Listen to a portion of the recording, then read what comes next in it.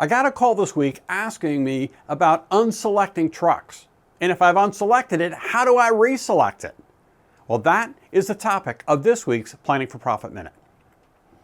Now, where this issue comes from is right here in costs input. And so if I go into cost input, I can, under equipment, I can see all of my trucks or major pieces of equipment that are listed.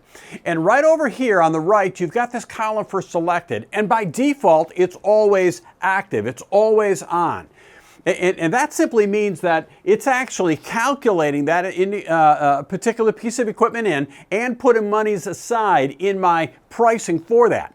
Now, somewhat common is we'll have contractors say, well, I'm going to hold off on putting monies aside for a particular piece of equipment at this point in time. And so they'll go ahead and click on that toggle to deselect that piece of equipment. Now, when they did that, it's asking them, are you sure you want to deselect this piece of equipment? They said yes somewhere along the line, and it did go ahead and deselect that. Now, you notice when it's deselected, we're not putting any dollars aside for that particular piece of equipment. In other words, it's no longer adding and putting that into my, or building it into my pricing. Now, what the question comes back when they want to reselect that piece of equipment. If I simply come back here and try and toggle it back on, what it's going to do is it will pop up. It's going to ask me, hey, how is this thing allocated? Now, here's where the problem comes in, right? Because I can simply come in here and I can put in my allocations and then I'll be okay. Here's where the problems or the questions come up.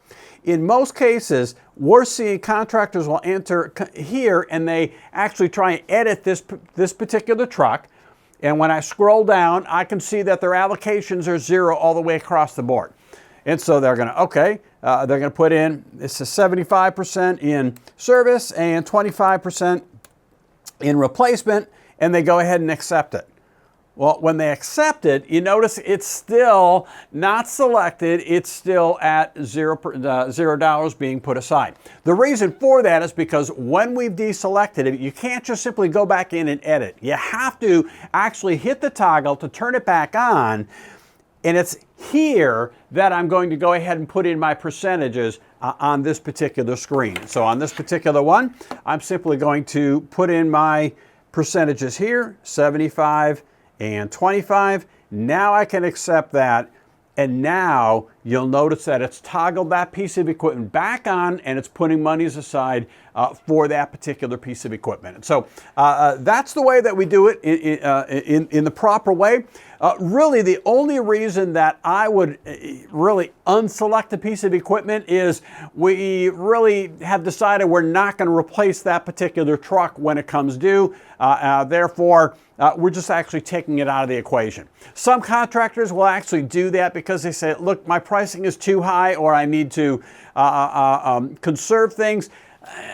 Yes, that does actually lower my hourly pricing. The problem is you're just kicking the can down the road. Now when that truck does come due, you still don't have the money to replace it. So we still have to deal with that particular issue. So always, I recommend leaving them selected, leaving them active, and just simply do what you need to do to get your numbers in line.